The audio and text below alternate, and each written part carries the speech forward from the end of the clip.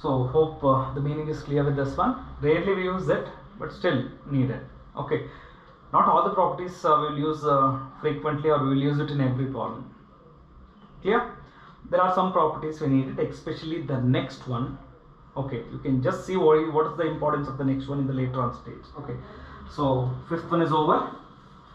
Let's go to the next. Property number 6. So to start with this, let delta equal to a1, a2, a3, b1, b2, b3, c1, c2, c3. Let us take a determinant delta. I will construct a new determinant. So what is the new determinant? The new determinant, let me call it as delta 1. Just observe what I will do here. We have done this in the finding inverse by using elementary transformation. Okay, we used to some operations we used to write. Now there I said this we will use it frequently in determinants. Now it's going to start. So what I do here, I will take up r1 plus k times r2. This is what I will do. Okay, students, so that means each of the elements of first row will be written as first row elements plus a scalar multiplied by second row. That means this should be multiplied by k and added to this element. So what is my first element will become a1 plus k times b1. Okay, now the second element is a2 plus k times b2. The next element a3 plus k times b3. Clear? Write down c2 plus r2 r3 as it is, b1 b2 b3, then c1 c2 c3. Right? So take a determinant delta in the standard form. To that one you apply this operation. You can apply this operation for any row or for any column. Once again I just repeat this. Okay, I have done it for first row. Okay, now the thing is done. So from the given determinant I have constructed a new determinant. Let me apply previous property, that's property number 5. What's the property number 5 says?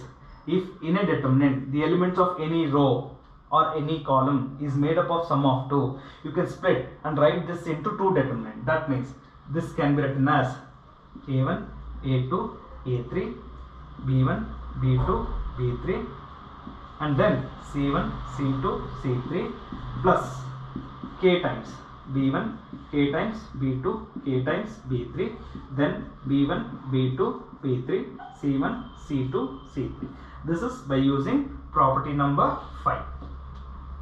From this step to this step I have applied property number 5 because in first row each element is made up of sum of 2. Fine. What is this actually? This is nothing but the given determinant delta.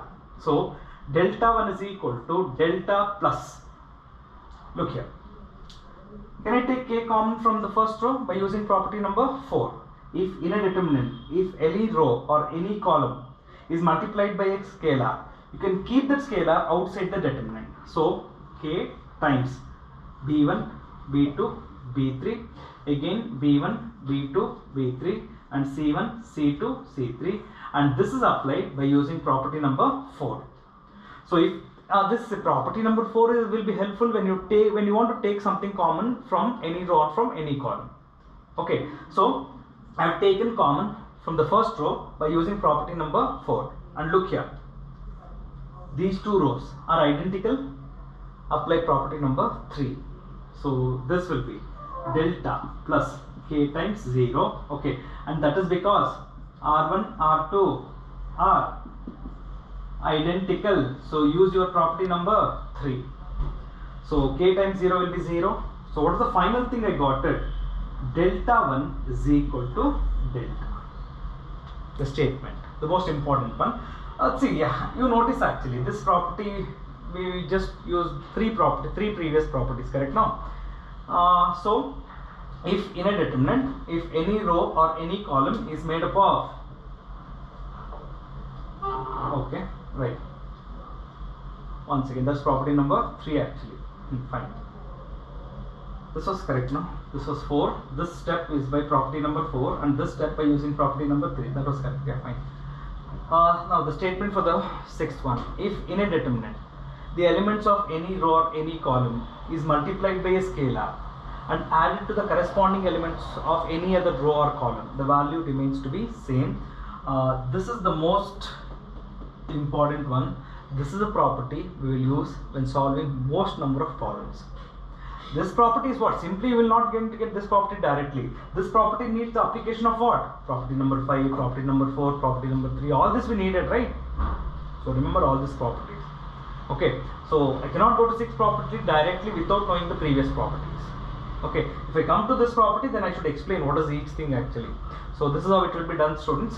So you have a given determinant. For that, what you will do, for some row you will multiply a scalar and add it to the corresponding elements of any other row or column. So you got a new determinant. So by using property number 5, I am going to split this first row and can be written as sum of two determinants of same order. Then afterwards, this is nothing but delta as it is. I am going to write them, and k can be taken common by using property number 4. Afterwards, you can notice two rows are identical. The value of the determinant will be 0. Hence, the final answer delta 1 will be equal to delta. The value of the determinant remains same if the elements of any row or any column is multiplied by a scalar and added to the corresponding elements of any other row or column. Fine, students. Let me tell you one thing. If you are able to recollect all the property statements, then you think that you have learned the properties. Okay, so property numbers are not important. Property statements are important for us. So if I say property 1, don't say sir property 1. No, you should know what is the statement of property number 1 or what is the statement of property number 4, something like that. So remember. So that's about property number 6. The last two are quite simple ones, so let me explain you. Property number 7, delta. So let's consider A1, A2, A3, 0, 0, 0, C1, C2, C3. What do you observe? In one row, all the elements are 0. Let me expand. So I'm going to expand from first row. A1 multiplied by 0 multiplied by C3, 0, 0 multiplied by C2, 0. The next, A2 multiplied by 0 multiplied by C3, 0, 0 multiplied by C1, 0, plus A3 multiplied by 0 multiplied by C2, 0, 0 multiplied by C1, 0. What do you get out of this? A1 multiplied by 0 minus A2 multiplied by 0 plus A3 multiplied by 0. So what's the answer? 0. That means if in a determinant, the elements of any row or any column, say elements means all the elements of a row or all the elements of a column are zeros, then don't simply expand it like 4 like this. Okay, simply directly you can say the value is going to be 0. So that's going to be property number 7. Now one more is there.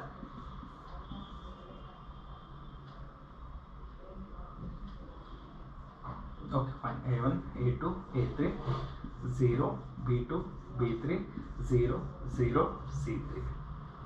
Just observe, students. This is the principal diagonal, and on one side of the principal diagonal all the elements are 0. Let me expand this. So it's going to be A1 multiplied by B2 C3 minus 0, B2 C3 minus 0, minus A2 multiplied by A2, right? So it's going to be 0, and even for A3 also it's going to be 0. You simplify this, A1 B2 C3. The statement, if in a determinant on one side of a principal diagonal, maybe upper side or maybe lower side, if any one side all the elements are 0, then don't go and expand. Directly you multiply these 3, that will be the value of the determinant. Hope that's fine, students. So these were the 8 standard properties of determinant. The last 2 we use rarely. Just remember the statements at least, not the proof. Proof is not required for us. If they're asking in the final examination, it's going to be property number, either it's going to be 1, 2, 3, 4. 5th is also very rare case. Okay, but yes, certainly you can just remember all the properties. But if you remember all the properties, quite useful while doing problems especially. So remember the 8 statements, okay, and practice them. So once you sit and practice, and if you are able to recollect the property statements, all the 8 statements together, then that moment you can think that yes, I have learned the properties. So just take care of these 8 properties. Fine, students. Now the moment has arisen. I have to solve a problem which I told you I will do it later.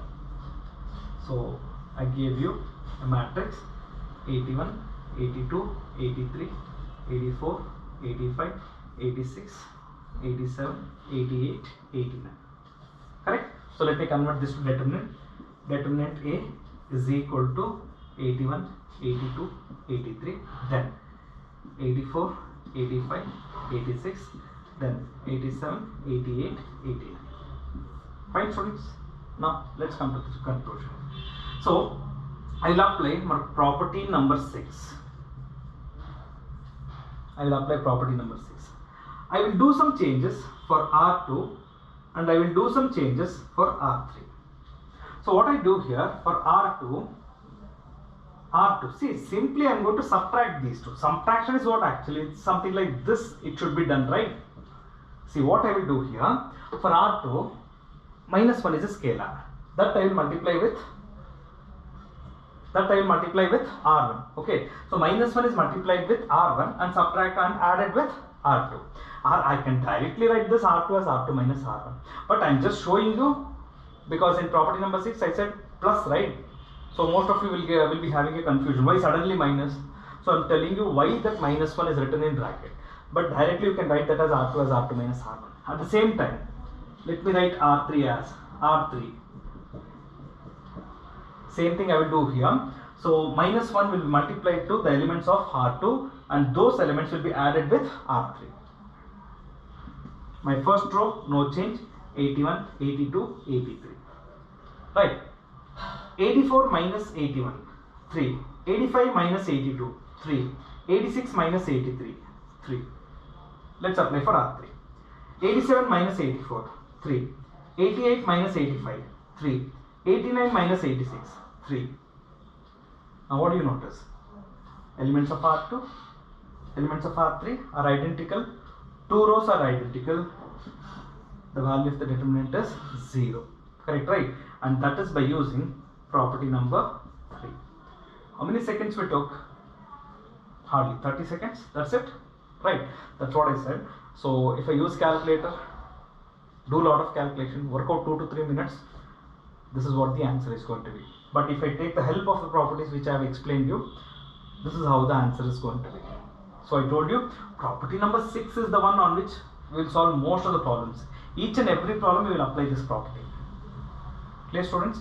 So this is how the practical application of the properties of determinant will help us in solving the problems easily and without taking much calculation, without taking much time. Those properties will save our time. Sir, you will be asking, sir, what, sir? You will get direct expansion also will give the same answer. Won't they give answer? Won't they give the marks? See what happens in the examination. They will mention solve the problem or show whatever the value they are asking by using properties of determinant. When they say use properties of determinants and solve, and you are going to go for a direct expansion and getting the same answer, no marks will be given. When they mention clearly using properties of determinant, solve it. So please use the properties and solve it and give the answer. Fine students. So that's how the problems based on properties will be done. Now what I do here, NCERT exercise 4.2 we have to start today. Correct now? So today we have to start with NCERT exercise 4.2. But today first I am going to start with exercise problems. Word examples I will come later. First let me just make you understand all the 8 properties with the help of the problems which are present in the exercise problems. So let me concentrate on exercise first. Once the exercise is done, then I will shift to the word examples. Fine students. So in that exercise 4.2 they have mentioned there are how many totally? So totally there are 7 problems. They said without using the expansion, okay, using the properties of determinant you solve the problem. That means you should never expand. But sorry, the last one I should expand. Okay, the remaining 6 can be done without using the expansion. Only by properties 6 problem, the last one I should expand. There is no other way. Okay, the last problem I should expand. Okay, if you want you can just check down. No one has done it without using without expanding the last problem. We will come to that later on. Okay, now let me expand the first one. The first one says all that are show that problems, right? X A, x plus A, y B, y plus B. Okay, z C, z plus C show that the value of this determinant is 0. All that are show that, right? And then you have to just logically, once you have to think actually, the right hand answer is 0. In how many properties you will get it 0? That is the first thing which you have to remember. In how many properties we are going to get it as 0? One is property number 3. Two columns are identical, correct? Otherwise, property number 7. If any one row or any one column is made up is going to be 0, then I can say that the value of the determinant is going to be 0. So this is what, either it should be property number 3 or it should be property number 7. I should bring it to that format. That is the first thing which you have to go through. Then let me start with LHS. X, A, X plus A, Y, B, Y plus B, Z, C, Z plus C. Clear? Right. So what I do here, just observe here. There are many ways of doing it. One of the simplest way. This is C1, C2, C3. C3 elements is made up of sum of 2. I will do a simple thing. Okay. Either I can use property number 4 also, remember. If it's made up of sum of 2, I can split and write it as sum of 2 determinant. Bit time taking property. I will do simple one operation here. I will write C1 as C1 plus C2. Just observe. See, C1 as C1 plus C2 means this is the way you have to add it and place it in C1. So, X plus A, my first element, next element, Y plus B, and the next element, Z plus C. No change done for C2 and C3. So, this will be A, B, C, X plus A, Y plus B, Z plus C. Now, what you notice, the elements of C1 and C3 are same or identical, correct, right? Hence, the value is going to be 0, just mentioned because C1 and C3 are identical. That's how it should be done. I hope that's fine, students. So take the help of one of the property or reduce it to one of the properties. I told you, depending on the right hand answer, you have to think. There are two properties which will gives me 0. One is property number 3. If two rows or two columns are identical, the value of the determinant will be 0. One property. What is the other one? If any one row or one column, all the elements are 0, then also the value of the determinant will be 0. This is one of the methods. This is not the only method of solving this problem. This is one of the method of solving. Can be done in many other ways. So I explained you a simple way to just show what is how the answer is going to be 0. Let's go to the second. So the second problem.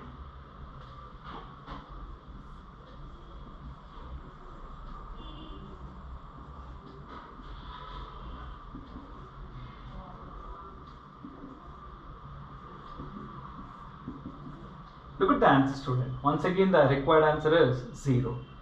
So if I start with my LHS, so A minus B, B minus C, C minus A. See, this is how we have to shout. You have to just, when you are preparing the notes now, copy the problem, write down the LHS and then start the answer for the problem.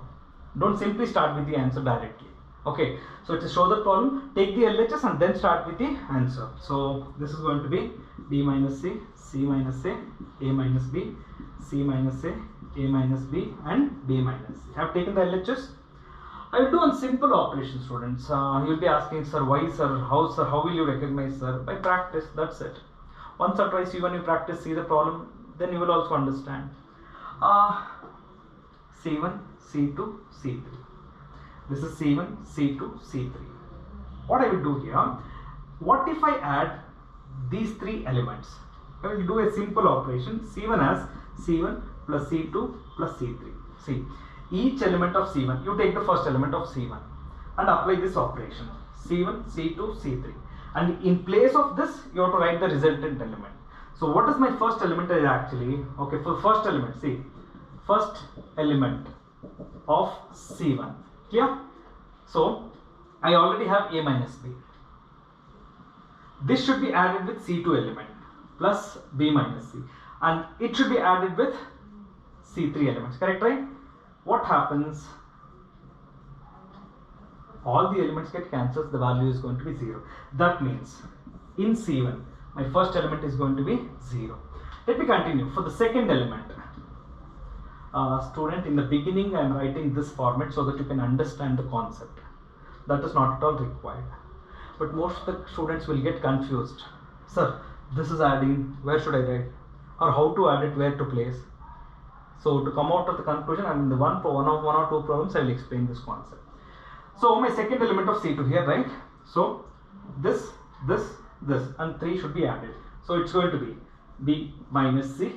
First I have taken this, the next is C minus A, and the next is A minus B.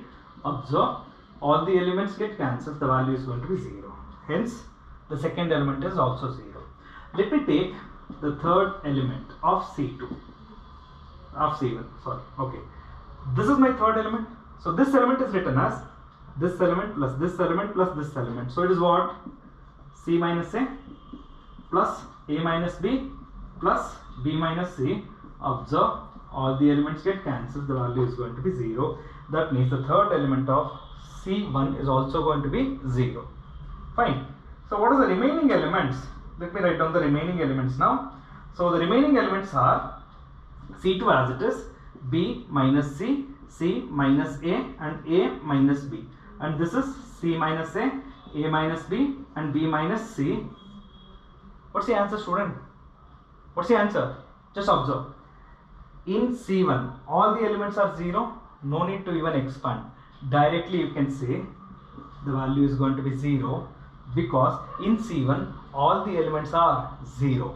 So if one row or one column all the elements are 0, the value of the determinant will be 0. Hope that's fine, students.